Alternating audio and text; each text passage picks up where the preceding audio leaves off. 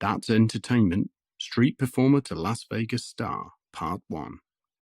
Well, this is my treat of the week and of the 7th annual MicroBizMatters Day. I'm astounded and unbelievably excited to introduce the amazing, the diva of magic, Ms. Romany. You know what? I haven't been introduced like that for months. Thank you very much. I shall bound on stage. Look, I even brought my hat with me. Look. Oh yeah, Hats Entertainment. I know, because I saw Tony. Mine's bigger. You know what? Apparently you can tell who the most important person is by how big their hat is. It's you. No, you can be. You can be the most important. Well, fantastic. Well, thank you ever so much for joining us on MicroBizMatters Day. And the entertainment industry is probably the one that we should be concentrating on, really, the whole of MicroBizMatters Day, because there must be more people in the entertainment industry thinking, well, how can I make 2021 absolutely fantastic and want to forget entirely 2020? And so I want to ask you a few questions about, you've written a brilliant book and various things, so I know quite a lot about you. It's like, you know everything about me, Tony, apart from the last 2 years. I don't know much about Walkabout, and Walkabout is your husband. Yeah, yes? He's very enigmatic. He's the opposite of me. He doesn't do social media. He doesn't like a photograph. He's mysterious, but he does exist. Yeah, absolutely fantastic. So I'm going to ask you a few questions about how you've actually created this amazing career to get to the top, because I think it is inspirational. It certainly was to me. I don't think I've got enough years left to actually do it though. But who knows? And but it's an inspirational story. And in the second part of my questions, I really we'll see where the conversation goes, but I'd like to get your ideas about what people like you that got right to the top, and it's no secret that you've been Las Vegas Magician of the Year, haven't you? You were the only Magic Circle female magician award winner, were you? Tell us about before all the other female magicians have my guts for garters. I'm the only woman to win the stage magician of the Magic Circle. And that is there are many other female magicians. And it's absolutely amazing. Yeah. But you were Las Vegas Magician of the Year. I won the World Magic Awards in Las Vegas. Absolutely fantastic. Yeah. So from, you really have reached the pinnacle of your profession, and I know it's taken a long time to do it. But let's just look back at what are the key things that actually you feel made you, as an independent woman, actually be able to reach the very, very top of your profession. Looking back, what were the little things, the little turning points, the little bits that you can pass on to somebody? Well, so, anyone watching will have to know about me that I'm a magician, but I do believe in real magic. And when I talk about real magic, I mean what happens next, i.e., like when you think of someone and they call you, or, I read Tony's book and then I meet someone else who publishes mine or something like that. These sort of coincidences. And so I think it's really important that you have to imagine what you want first. Obviously, you imagine what you want, you keep it in your mind, and then it trickles down into the world. And this might sound a bit woo-woo, but it's only the same as shopping. You think, I must go and get something. You go to the shop, you buy it, and it's in your house. Yeah. So I always had a picture in my mind. I was very clear. Eve, at my first magic class, I had this strange impulse to say, I am a world star of magic. So I had the ambition that if anyone was putting on an international magic show, then who would they want to have on their show? And I wanted an act that they would want on their show. Mm-hmm. And finally, I got that. But now, pivoting, because the government told us to pivot, didn't they? They told us to retrain, to pivot. Yeah. And I don't usually do what the government told me, but I've got a new sense, a new joy. Like, now all my passion is being a speaker. And so, for example, I think, and so now what I do, I've been out for a walk now, I imagine what it's going to be like when I'm a speaker. I imagine the room, I imagine the people, I imagine their reaction, I imagine my feelings. And I'm going along going, oh, that's going to be so exciting. Oh, and the people are going to be really inspired and take something away. That's going to be really useful. And I'm going to feel really like it's a good job and satisfied. And I imagine all of that in great detail. And then I think, okay, what's the first step? What's one thing I can do? Because my brain, I'm all over the place. Honestly, if I sit down to do a task, minutes later, I'm researching Dolly Parton. And then I've decided to hoover the living room. And, you know, and then I come back and go, oh my God, what was I meant to be doing? So I have to be really focused. And like today, I'm making a video about the dog that I'm going to rescue from Bulgaria. Oh, now, I could go off on all different things, but I've just got to go today. Apart from talking to you, I'm going to make this video so that I can raise money to bring this dog from Bulgaria. Lovely. So basically, whatever you want to do, and really my best advice for my whole life is, if you possibly can, obviously we all have bills to pay in that, but really listen to what brings you joy, what you really want to do. For example, I've worked for 25 years to be a magician, and I've got a good magic act. And it gave me a great deal of joy, but now it's not giving me joy anymore. If I think about that, I think, I don't really want to do it. But when I think about being a speaker, and I'll do some magic as a speaker, I'm like, and I've just started painting. When I think about, I could make these paints and I could sell them, and I might make a mantra and it gives people joy. Yeah. So I think it's a really good idea to follow your excitement, because that's where your passion is. And that's when you'll get something you want to do. Like, I want to make a speaker show reel. Yeah. I love that. Yeah. But also, if you're like me and you're like, that's too many ideas. My other big technique is have a buddy system. So now, because I will get so distracted, it's hopeless. You have no idea the billions of things I can do in one day which aren't effective. I now do a Zoom call with a buddy, maybe in America or anywhere else. Yeah. We don't speak to each other. We say to her, what are we going to do? And I go, I'm going to do my tax returns. And I'm not allowed to do anything but my tax returns in this hour that we spend together. And just knowing, obviously, I mean, I do look at Facebook while I'm doing it. She doesn't know, but I don't do it as much because I feel... So a buddy system, follow your joy. Have you got lots of buddies? I've got lots of buddies. I have about 10 hours a week. Because I'm available for more. It doesn't sound very exciting to me doing the books or whatever in an hour, does it? When is ever books exciting? I mean, I don't know if anyone out there, my accountant seems to like it, but... I don't. No, so you need lots of buddies as well. That's what you would say. Yeah. Basically, I think the thing is to be really honest and look at what's stopping you being effective. Yeah. Right. You know, and then what would be a good strategy to deal with that? For example, I'm so flibbity-gibbet. I need someone on my case. Yeah. So let's get that into place. And it's probably going to be free. And I can help other people who are the same.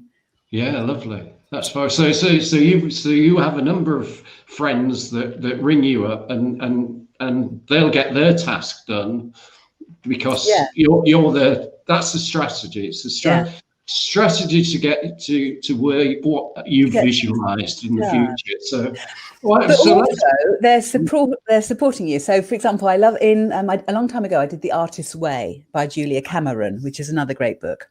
Yeah. And she says you need people around you who are going to be your believing mirrors, because it's so easy. For example, I think, well, I'm going to be a speaker, or I've been a speaker already, but maybe I don't feel confident. And so you need people around me to go, oh, no, you're going to be great at that, you know?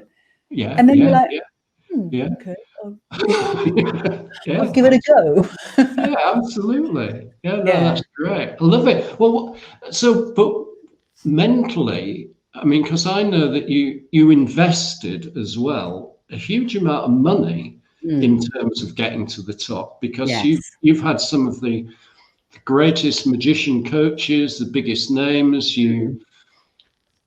Although you went to Las Vegas, it was also part of it to perform, and with residencies, it was all part of your learning to get to the top, wasn't it, in the magic profession?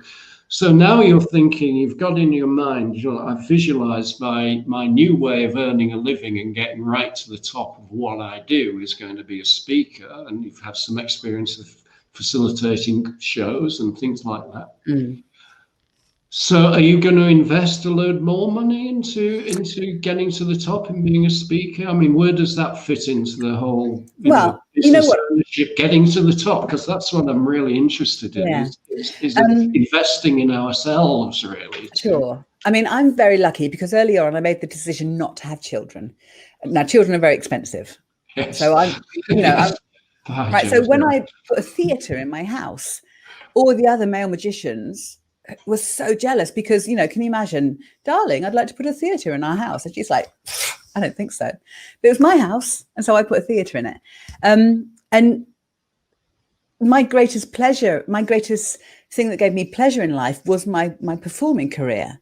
Yeah. So I don't need that much to live on. I've got very frugal taste. So for me to go to this director that I went to in Canada was the best experience. It's like, I don't want to go on an expensive holiday. I took that, I think it cost me £4,000.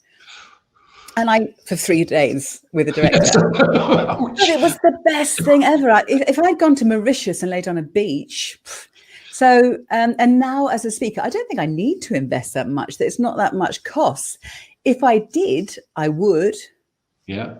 Because what I love best in my life is performing. Yeah. There's nothing else that is expensive for me to spend my money on. But I don't. I remember saying to one man that I had performed for him, he drove me home, and I said, I don't like diamonds. I've got some, inherited them from my mother. I don't like them. He said, I wish you'd tell my wife that. But my greatest joy in life is performing. Therefore, I would spend my money on it. Yeah. I mean, my tax returns are a nightmare. I never really make a profit, but I have enough to live on.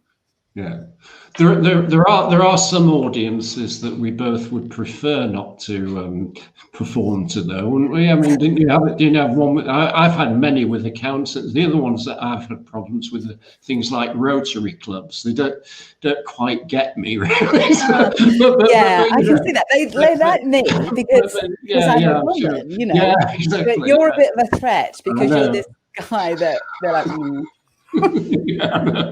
Funny guy. Anyway, so not in the humorous sense, but Tony, don't you think that you're a threat because you are following your joy, you're following your bliss, you're not following the money. You're just like me.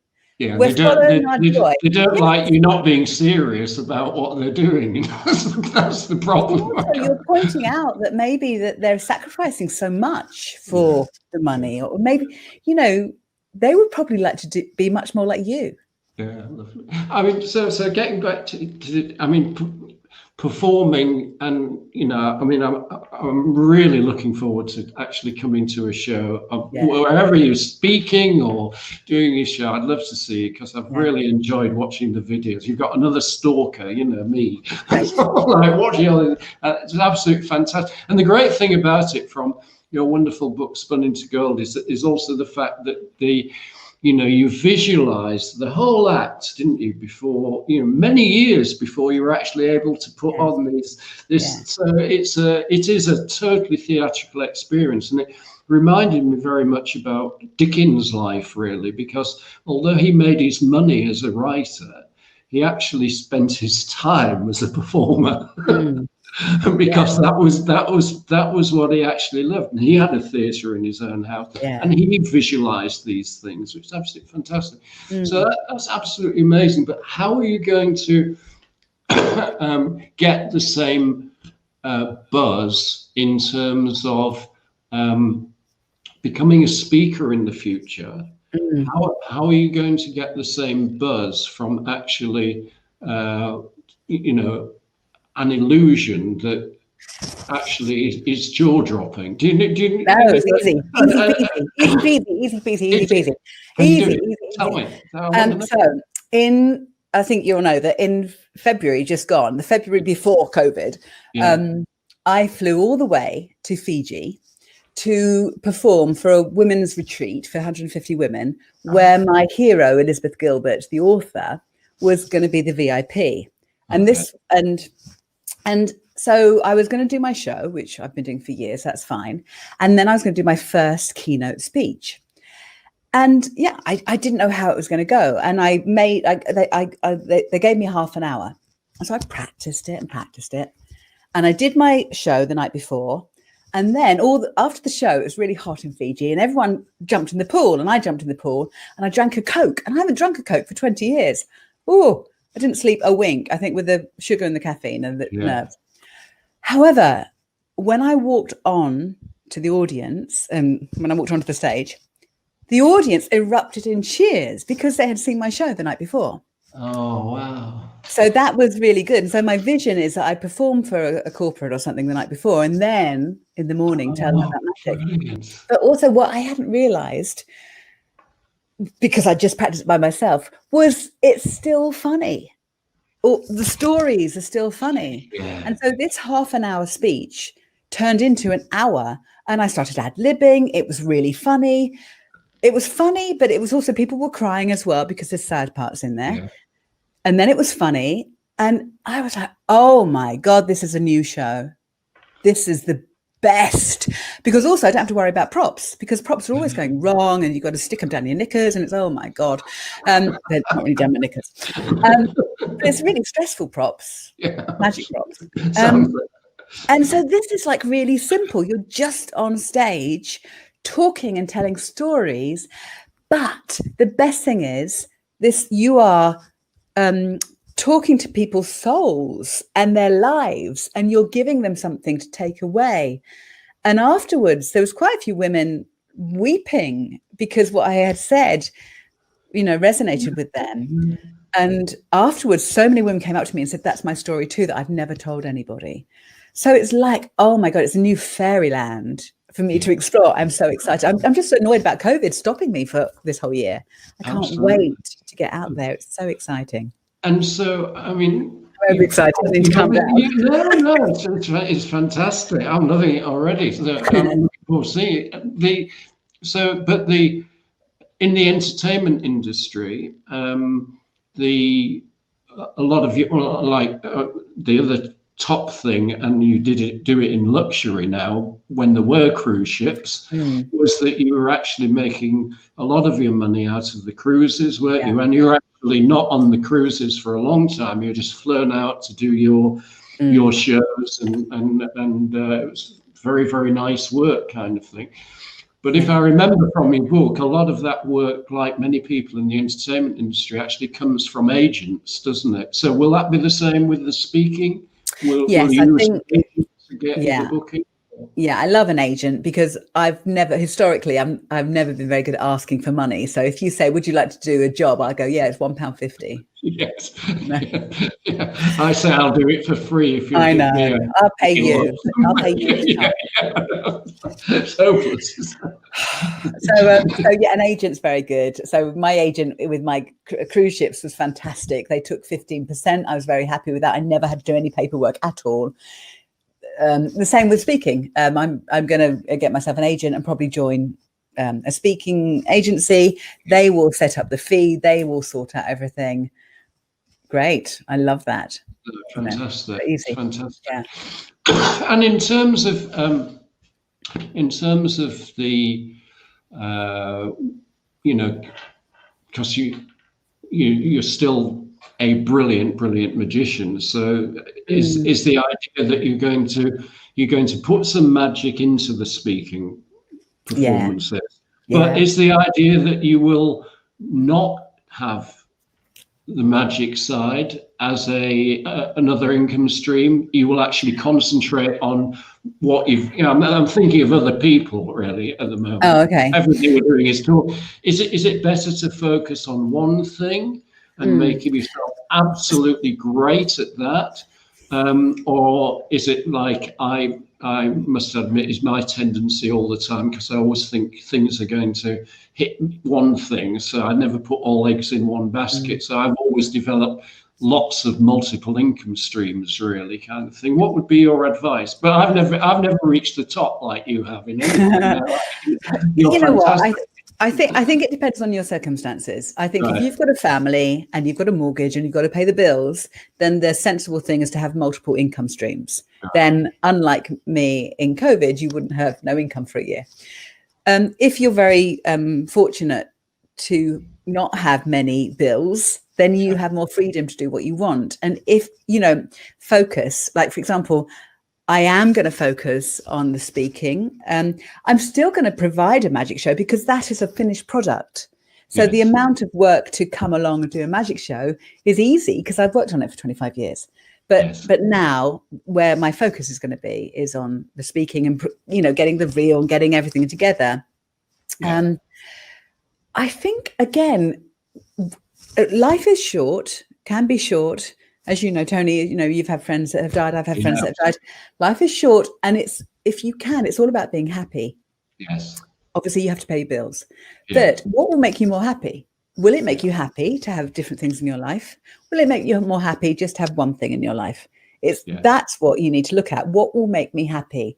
How will I have a happy life? Is the question. And then slot your business into that. For example, yes, I am a successful magician, but I don't really feel like pushing it anymore. It's not making me happy anymore. I've always wanted to do new stuff. The new and the fresh is what's interesting. I've got the magic product. I can do it.